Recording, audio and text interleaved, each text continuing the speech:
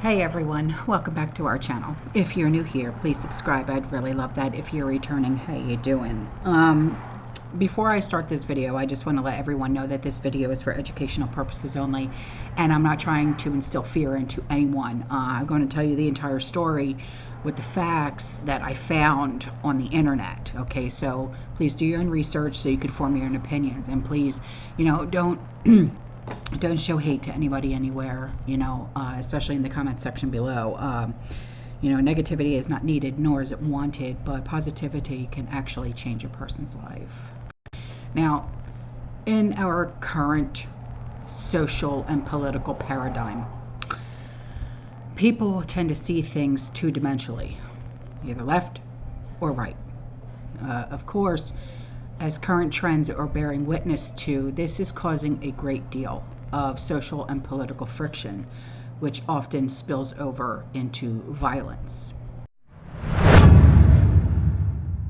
Now, sometimes this is agitated by nefarious forces who have a deeper agenda, and sometimes it occurs organically, aided by a spiritual enemy who not only hates mankind, but who hates our Jewish brothers and sisters, and they also hate God.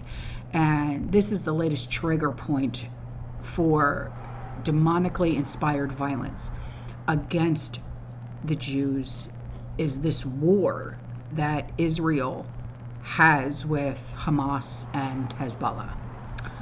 Aside from the spiritual paradigm for which Christians view and they stand with Israel, which we should, most rational people, even non-believers, would have a sense that sympathizing with Hamas is akin to endorsing kidnapping, torture, the R word, beheading, of our Jewish brothers and sisters, even us Christians, because they don't like us either. And people who thought that the horrors of the Holocaust were long behind them have suddenly been shaken up by a terrifying sense of foreboding as people the world over are calling for the annihilation of our Jewish brothers and sisters once again, and it's appalling. In my opinion, it's appalling. In the early stages, let's go back now, okay, in history. In the early stages of Hitler and his extermination plan, perhaps ordinary people in far-off nations would have pleaded ignorance to the Jewish plight on the basis that the news didn't reach them. However, this time around, the evidence of hatred is there for everyone to see, since anti-Semites cannot resist posting their abhorrent material online. It must be said that it is vitally important for Christians right now to hold a biblical worldview. In short, this means that the believer clings tightly to the very scriptures that offer practical and spiritual wisdom that enable us to consider everything that we encounter in this world from a godly perspective. For all people, believers, non-believers, when faced with a problem or a challenge, our worldview becomes the source and the foundation on which we make our actions or our responses.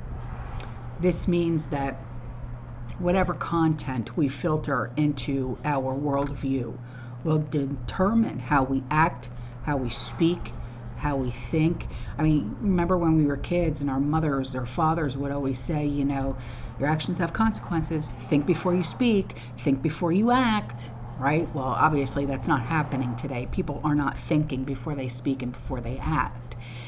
So therefore, it is probably a little surprise that the most vulgar displays of anti-Semitism have been found on college and university campuses, because many colleges and universities of this era are indoctrinating their students with politically progressive and unbiblical ideas. Now, the fundamental reason behind this is that students are taught what to think, rather how to think. It's almost as if they're not allowed to think for themselves. And the professors, they dominate and they intimidate students too. And if you were to dare to go up against one of these professors as a student, or even as a parent, you know, that student, their grades are going to suffer. There is a tyranny in higher education that is gravely harming this nation right now. And another reason that colleges and universities seem to be hotbeds for hatred is that many are taught that the only paradigm with which to view the world is either the oppressor or the oppressed class. Now, ostensibly, the education system, including lower grades, I mean, I'm talking, you know, kindergarten to 8th grade, all right? They have sought to address cultural and racial prejudice, but has in fact inflamed the culture and race wars as well. For example, there's a school, it's James Logan High School in California. They're offering a course on ethnic studies and social justice, and it aims to teach students to challenge and criticize power, oppression, capitalism, white supremacy, imperialism, and colonialism.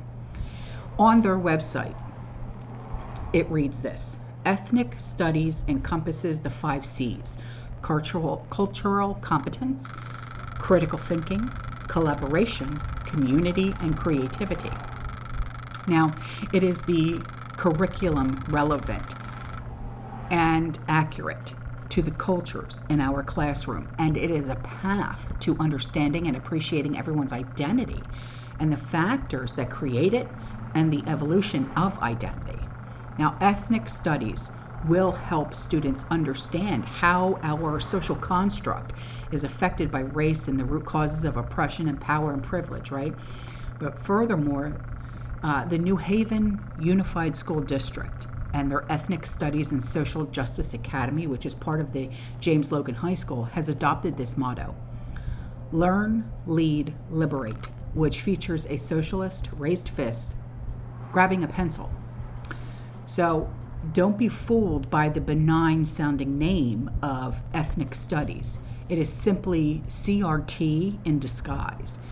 It is a cleverly crafted deception that, on the face of it, offers a unifying cultural learning experience while essentially promoting hostility among races.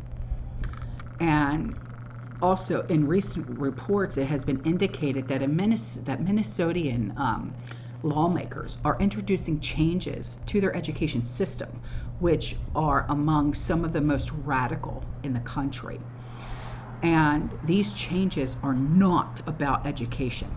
They are about incitement to take action to disrupt and dismantle America's fundamental social and political institutions.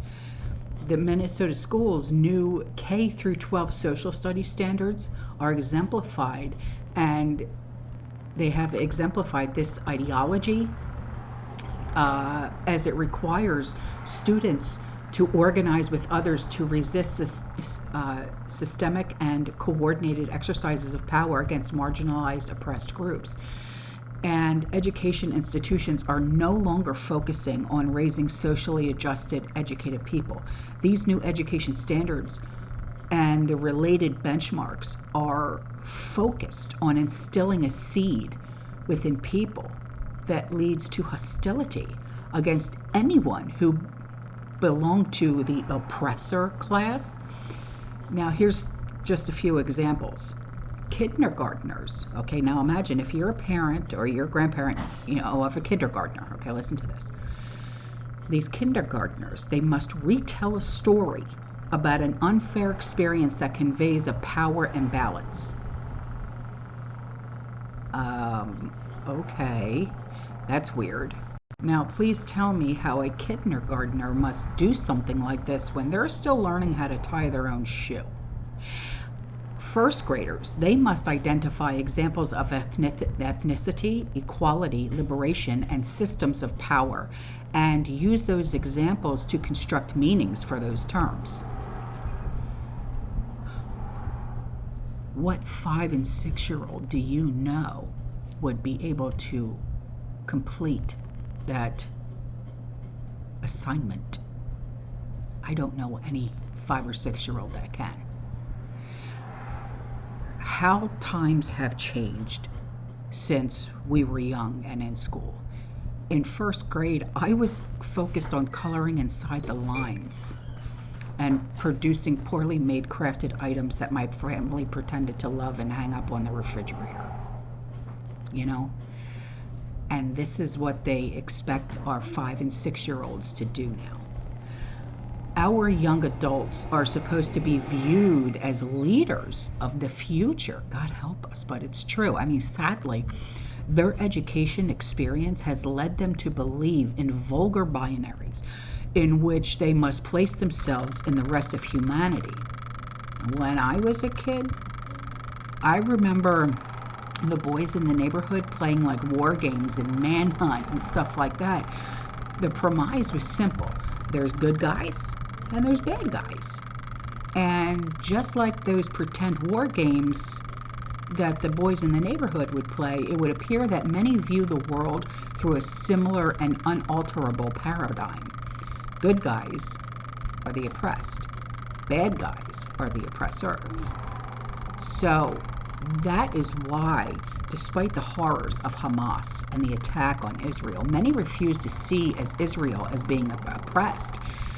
Long ago, it was determined by social justice crusaders that Israel will perpetually fall into the category of oppressor.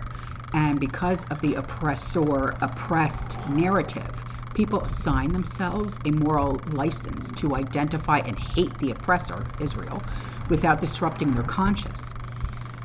Anti-Semitism is an early indicator of a troubled culture.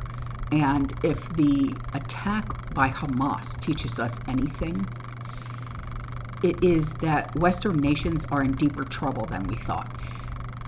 Many may claim that the virtue of free speech must be upheld, but free speech which abuses this privilege to spew hatred must be denounced and condemned. Okay? Free speech of the kind we are hearing throughout our nations is not the hallmark of a free and vibrant culture. It is the hallmark of a culture which is in great spiritual peril. In 2022, a noted historian and the U.S. Special Envoy to monitor and combat anti-Semitism said this: "Anti-Semitism is like the canary in the coal mine of democracy. It is a threat. It is a warning. If you are anti-Semite, then you think, well, the justice system isn't fair because it's controlled by the Jewish. The government isn't fair because it's controlled by the Jewish. The media isn't fair because it's controlled by the Jewish. You lose faith in the democratic institutions."